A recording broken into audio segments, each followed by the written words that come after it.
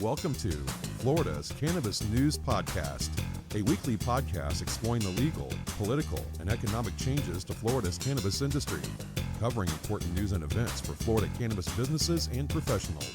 Sit back and relax.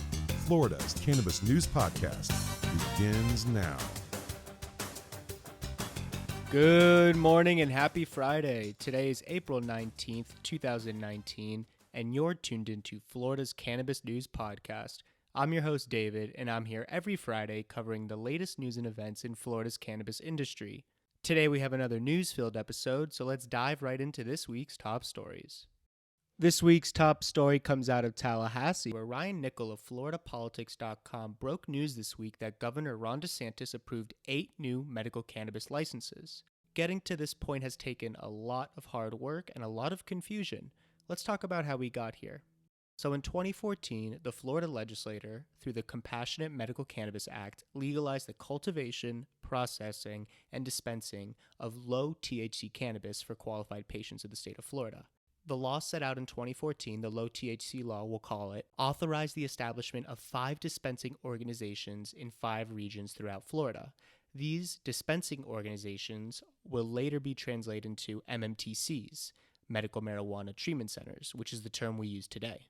The law that implemented the low THC program directed the Department of Health to adopt rules to implement the law, and these rules included the initial application requirements for these dispensing organizations, or MMTCs. So around June of 2015, the department adopted initial application requirements. So entities that wanted to become low THC dispensing organizations had to apply by July of 2015, only a month later.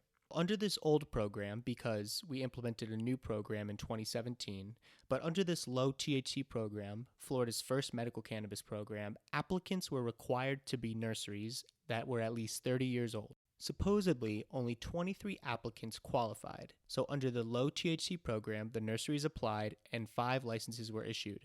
In November of that same year, 2015, Curaleaf, Knox Medical, Liberty Health Sciences, Sutera, and TrueLeaf were all granted licenses. These 5 are the 5 big power players in the state of Florida, and they're also the first 5 businesses to get licenses. So in the middle of this application process, and after the 5 licenses were awarded, the other 23 applicants, didn't understand why they did not get their licenses. So a lot of them ended up suing the state of Florida. And in 2016, 1 year later, 2 companies, Harvest and Grow Healthy, each receive a license arising out of this litigation. So while these lawsuits were still happening, in November of 2016, Florida voters overwhelmingly approved Amendment 2 by 71% of the vote. Amendment 2 is the constitutional amendment that expanded our medical cannabis program. It expanded the qualifying conditions because in the old program, only terminally ill patients could get cannabis. Now we have around 13 conditions. It also translated the language from dispensing organizations to MMTCs, and it expanded product options. When the amendment passed, most people assumed that it was self-implementing, and by that I mean the legislator wasn't required to get involved. But, as we've seen multiple times, the legislator continues to insert themselves in the middle of what voters want. So, part of the amendment assigns certain rules to the Department of Health to implement the program. And January of 2017, just 2 months later, the amendment takes effect. So in January of 2017, under Amendment 2, entities started to apply to become MMTCs. There were hundreds of applicants after Amendment 2 went into law, compared to the 28 selected applicants who applied under the old low THC law.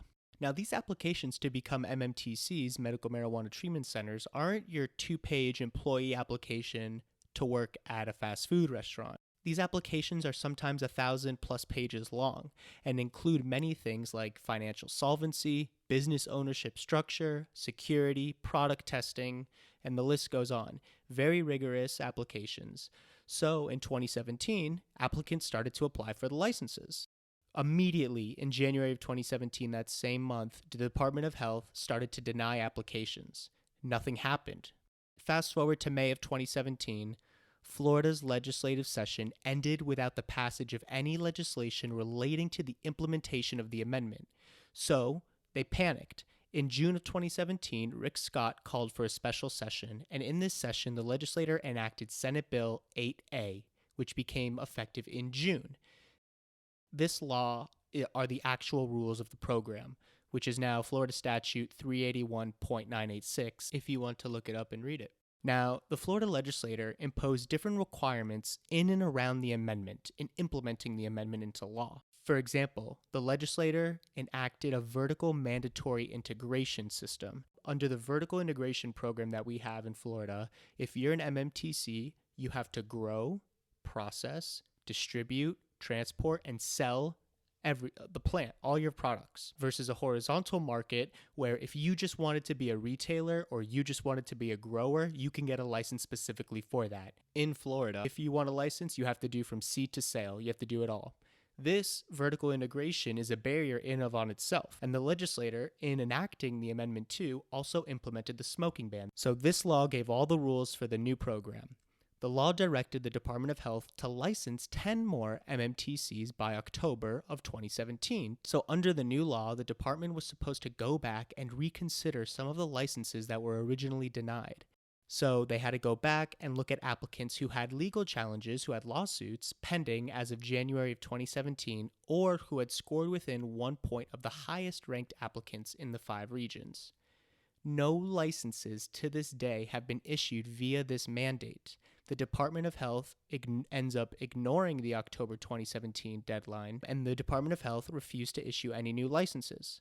And they also have not opened up application processing at all. So out of these 10 licenses, the law that's implemented required that at least one of these licenses were reserved for a minority applicant, and specifically an applicant that fell within the Pigford class.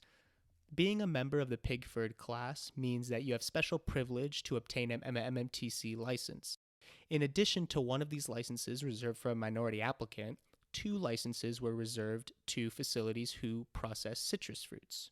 Now, there's a lawsuit going on right now that argues the legislator implementing these special advantages is unconstitutional.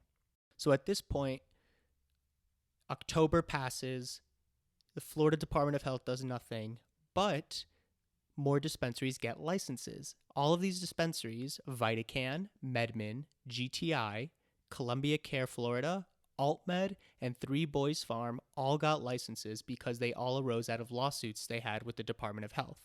So these entities were all low THC applicants that ended up selling their licenses. GTI acquired Keith Street Germain Nursery, MedMen acquired Treadwell, 3 Boys is now Harvest, after being bought by Sol, who was bought by Vertano, who was bought by Harvest. Acreage was Nature's Way, etc. So, applicants who applied under the new law, under Amendment 2, started suing the Department of Health, which the main one being Florigrown. So at this point, we have 2 groups of angry people. The first are a group of the 23 applicants who applied under the low THC law, and the second group of applicants who applied under the 2017 law. So, as I mentioned before, the law that was created in the summer of 2017 in that special session gave us what we have today. But since that has passed, since the amendment passed, and since the legislator enacted the rules, none of the deadlines have been met in the amendment or the rules the legislator implemented. And none of the licenses that the Department of Health was supposed to give out have been issued to any new companies. In addition, the law that was created in that summer, for every 100,000 patients registered for the medical program, the health department is required to issue 4 more licenses. In April of 2018, we hit 100,000 patients. Florida Department of Health never issued those 4 licenses. In July of 2018, a license was issued. That license arose out of, what do you think? A lawsuit. Nature's Way Nursery of Miami got a license. Nature's Way, in conjunction with 5 other nurseries, joined a lawsuit which resulted in a ruling by an administrative judge, John Van Lanningham, paving the way for a new license to be issued to Nature's Way.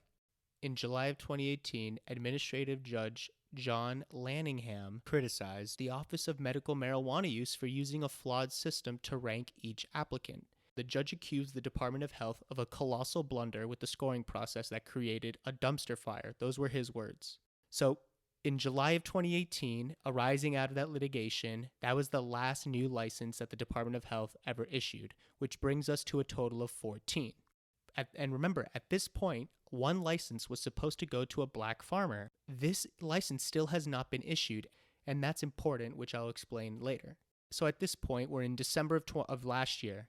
Florida has only approved 14 licenses, which is making the licenses a hot commodity. Florida has been experiencing licensing gridlock, and with efforts to issue additional licenses frozen by all of this litigation that's going on. Businesses that applied for the additional licenses are now frozen and pretty frustrated. The health department was fending off at least 10 legal or administrative challenges, and it was also estimating it's going to need $1.5 million just to fight these lawsuits. So they're wasting a lot of taxpayer dollars with all this litigation if they would just implement the law correctly. A lot of these applicants who are interested have been waiting for a year and are burning through their resources. Some applicants put $500,000 to $1 million into applications for licensing that may never be completed.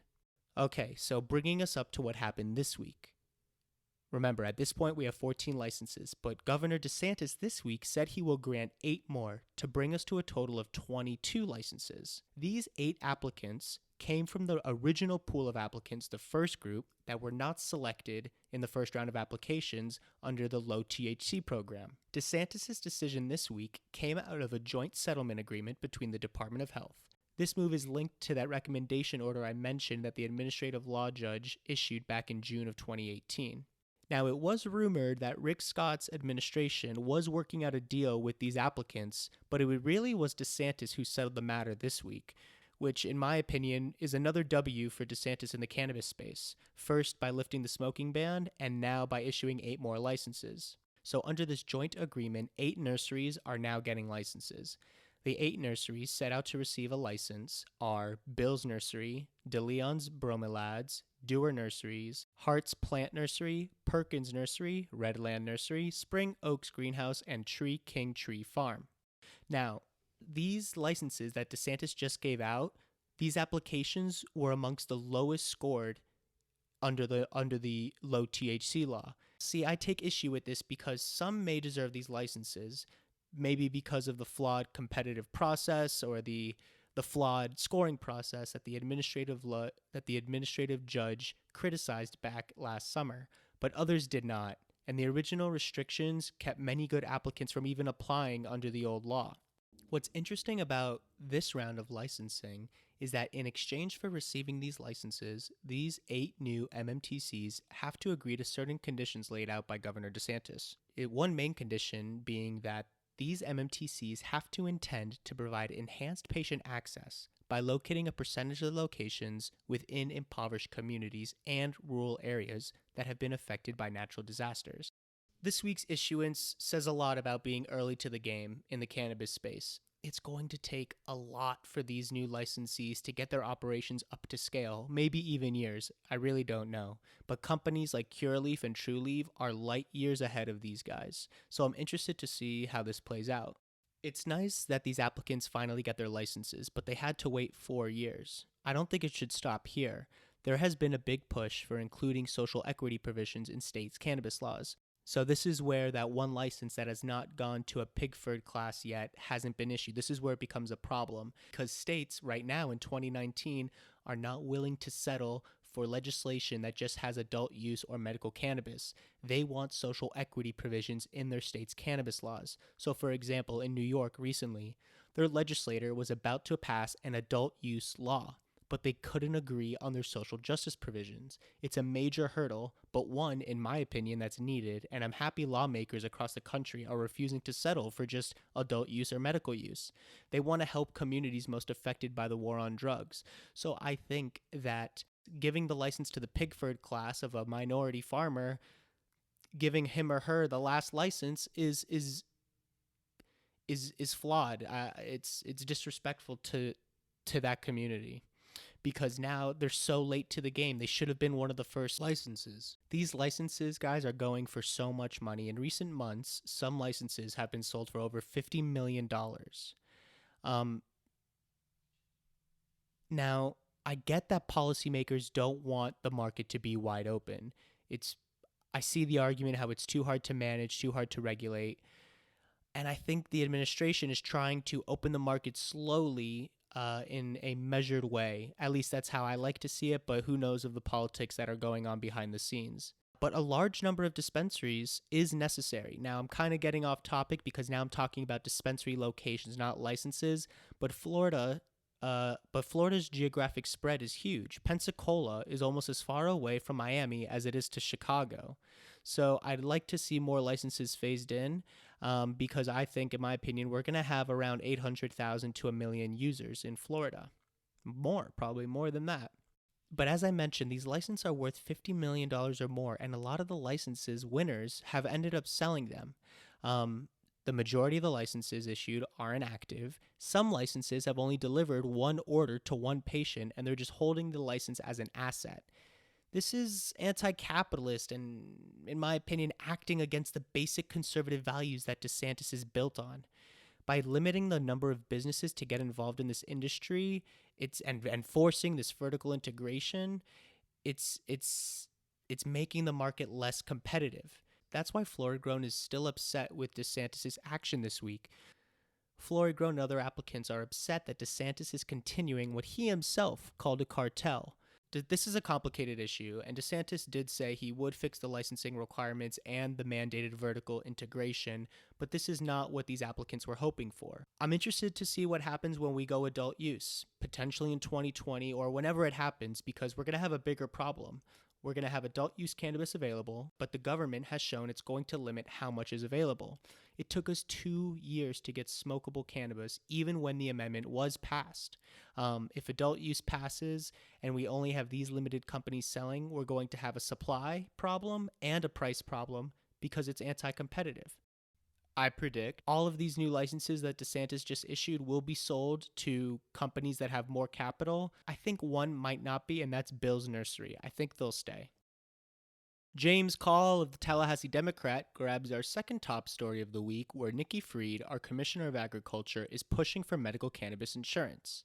Out of the roughly 207,000 Florida medical cannabis patients, guess how many can get their medicine covered by health insurance? That's right. 0. You would think that because our Constitution recognizes cannabis as a medicine, health insurance companies would provide insurance to cover certain costs at least. While the Florida government may recognize cannabis as a medicine, our state, as an employer, does not. There are roughly 162,000 state employees, and the state health insurance plan offered to them provides no cannabis coverage. The state doesn't provide coverage because none of the state's MMTCs are part of the state's group insurance network. This needs to change. So, why don't we have coverage? Let's flip the table a little bit to private insurers. Private insurers in the U.S. deny coverage because of Internal Revenue Code regulations, the lack of FDA approval of cannabis as a medicine, and the federal classification of cannabis as a Schedule I controlled substance. Also included in that Schedule I controlled substance, as many of you probably know, is heroin and cocaine. To be classified under Schedule I, the substance must have a high potential for abuse and no currently accepted medical benefit in the United States. You might be thinking, well, David, cannabis has medical benefit. But under federal law, it doesn't, because the Schedule I classification also prevents university-related research of the plant. Any Schedule I drug you can't research in the United States. So this confliction between federal law and state law has largely discouraged insurers from participating in this market. So we have cannabis, so we have THC essentially as a Schedule I controlled substance because the Farm Bill in 2018 was enacted, which removed CBD, cannabidiol, which is the other main chemical compound in the cannabis plant, removed it from the Schedule I controlled substance. Now, even though CBD was removed from the Schedule I controlled substance, CBD, regardless of whether it's sourced from cannabis or hemp, is subject to the Federal Drug Administration, the FDA. It's subject to their approval. Now, the FDA has not approved cannabis as a drug. It has, however, approved 3 CBD medicines for the treatment of epilepsy. So the other issue is that private healthcare insurance companies, as well as Medicare and Medicaid, are generally only legally required to cover FDA-approved drugs. Since marijuana, or cannabis, is not an FDA-approved drug, insurance companies aren't required to cover it as part of their insurance plan. Now, here's the interesting thing. Insurers have covered synthetic marijuana products that have been approved by the FDA, including Marinol, Syndros, and Epidiolex. Now, Marinol has been an approved medication for 30 years. It's essentially synthetic THC, and Epidiolex, recently approved by the FDA, is synthetically derived CBD. It's just the same thing except in capsule form and produced in a lab instead of from the plant. The FDA says those three drugs are okay. These drugs, which have the same components as the whole flower, are classified as Schedule III drugs and recognized as having an accepted medical use with low to moderate potential for abuse. Now, these synthetic drugs approved by the FDA are slow to work and lack the potency and effectiveness of the non-synthetic alternative, aka whole flower, or any product derived from whole flower. So generally, as I mentioned before, these private insurance companies aren't going to cover a drug that has not received FDA approval. Now, there's a few questions we have to ask here. Is medical marijuana covered by Medicare? And is medical marijuana covered by Medicaid? Right now, the answer to these two questions is no. Medicare and Medicaid are part of the Centers for Medicare and Medicaid Services, which is a federal entity governed by federal law. So being under federal law means Medicare and Medicaid can't cover medical cannabis at this time. Here's another interesting point. It's probably advantageous to these programs, Medicare and Medicaid, to cover medicinal cannabis in the future. So a study that Health Affairs published in 2017, and Health Affairs is a nonprofit organization that publishes a health journal every month.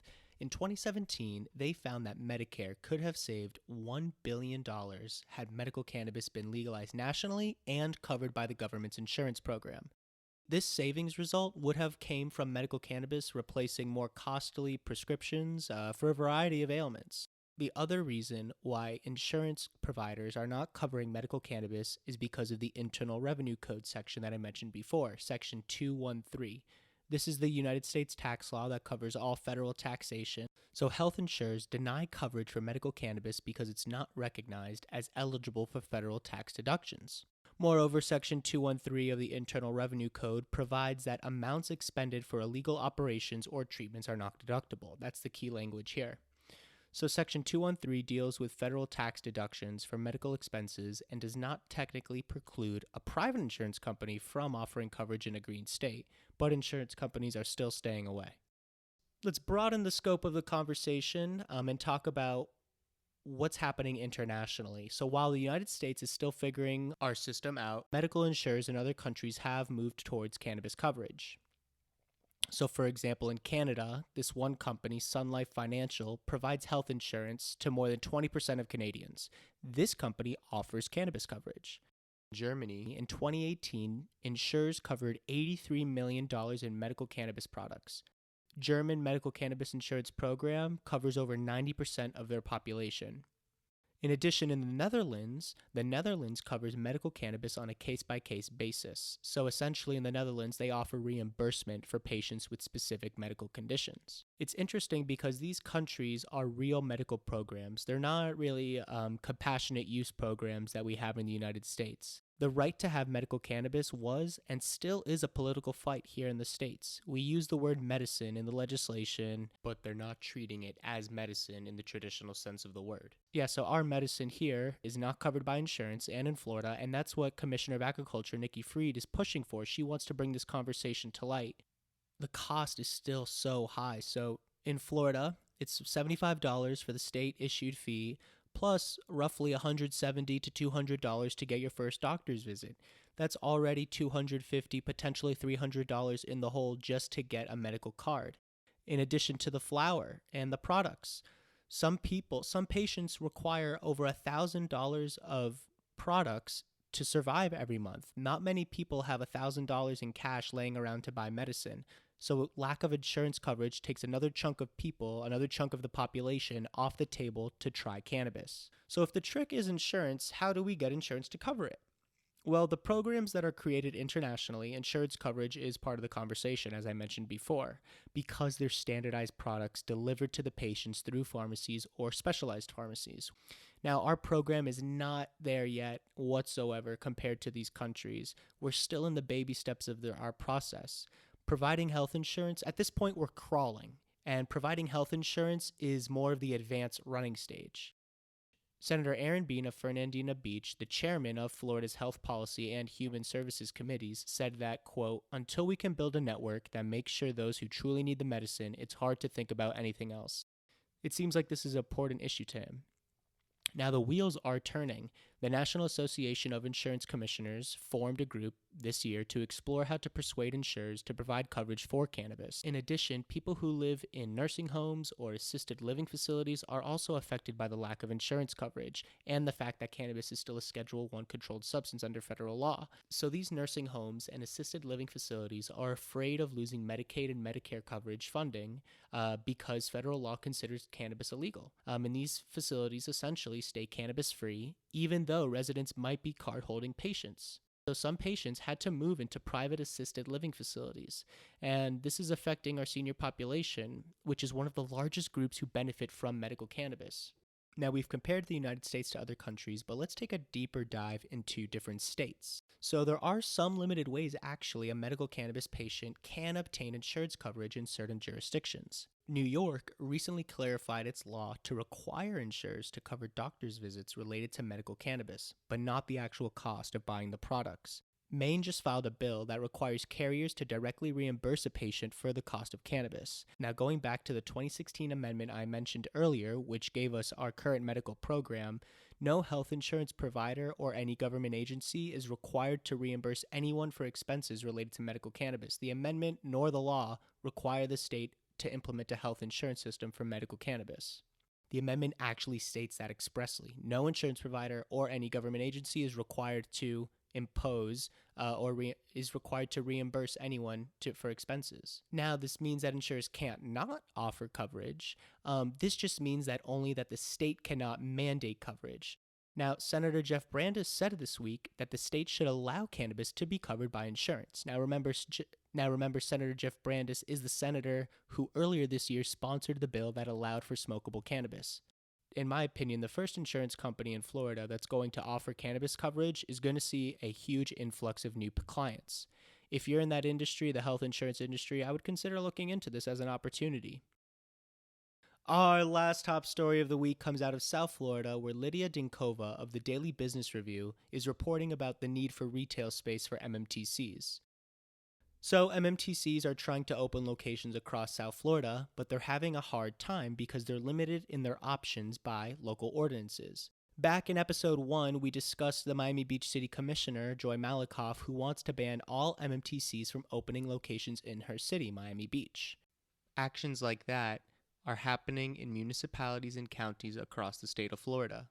Because of the limited options, the competition gets very hard for these 14 MMTCs. They're all fighting over locations. So just recently, Chicago-based Green Thumb Industries, who owns Rise is one of the 14 licenses, they recently applied to get into the city of Miami, but city attorney Victoria Mendez denied the application because, quote, "cannabis use is still illegal under federal law," close quote. Homestead, another city a little bit south of Miami in the South Florida area, placed an outright ban on MMTCs because, quote, "they inherently attract target for criminals," close quote. Now, these MMTCs want to find good locations, and as you know, as the saying goes in real estate, it's all about location, location, location. These MMTCs want to find densely populated areas, but it's tricky because each municipality or county places their own and sometimes unreasonable zoning restrictions on where you can open an MMTC. Now, under Amendment 2, later made into the 2017 law that created our current medical cannabis program, counties and municipalities cannot limit the number of dispensary locations, but they can ban them outright, or they can regulate them similar to how they regulate pharmacies. The law explains that cities and municipalities and counties can impose harsher restrictions than the state has in their law. So, for example, the state in the 2017 law says that no matter what, the MMTCs have to be farther than 500 feet away from schools. But a city can expand that limitation, and some have, to 1,500 feet. Fort Lauderdale did this. They have a 1,500 feet restriction to any school, park, or daycare, which makes it virtually impossible for MMTCs to find good locations. This limits the MMTC location options because it literally corners some of these locations to the corners of the city and sometimes not in good high traffic areas. Local ordinances like these set the MMTCs up for failure. Another challenge for these MMTCs is that they have to find buildings owned outright with no debt. They can only buy in cash. They can't buy buildings that have mortgages. There's a blanket inability to open in mortgage buildings. Recently, MedMen, a popular multi-state operator in the United States, sued the city of Miami Beach. MedMen recently signed a 10-year lease to get a location on Alton Road, which is a high-end retail shop of stores in Miami Beach. But the city of Miami Beach said the location is too close to an existing dispensary already on Alton Road, which is Sutera. I went on Google Maps and looked at the two dispensaries. MedMen wanted to open 0.2 miles down the road, which was 1,056 feet. The city commissioners said no. None of the MMTCs right now are looking for industrial space, but that could change with the implementation of adult use. We will have to see. While I do understand the concern regarding distance from schools to dispensaries, I don't get why the same rules don't apply to bars or pharmacies. There needs to be a compromise of these industries. Check out this story in the Daily Business Review and the link in the show notes. And as a reminder, we have all of our news we cover here on the podcast linked to our Twitter account, _FL Cannabis News. This week's weekly patient count from Florida's Office of Medical Marijuana Use brings us to a total of 207,869 patients. It seems like we're gaining around 2,500 to 3,000 patients per week. The Office of Medical Marijuana Use releases their weekly updates on Friday afternoons. As always, I will have a link to their weekly update page in the show notes. Those are our top stories for the week. Let's move into upcoming events.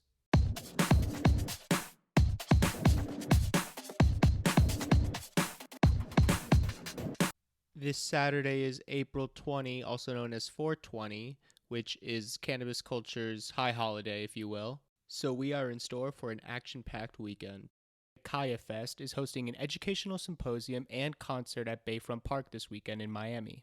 The educational symposium is going to be on Friday from 11 a.m. to 5 p.m. at the History Miami Museum, which is at 101 West Flagler Street. Free admission for everybody. There's going to be 3 guest speakers, including Michael Minardi and Ari Gersten, who are both very, very involved with the cannabis industry in Florida. So that's on Friday, and then the next day, celebration continues at 1:30 p.m. at Bayfront Park. It's going to be a concert that will go to around 11 or 12 at night. Tickets are going to be around $50. The Marley Brothers will be there. Pitbull is going to close out the show around 11. I will have the ticket link below in the show notes. Also on Saturday, 420, starting at 3 p.m., an event called Smokechella is going to be going on.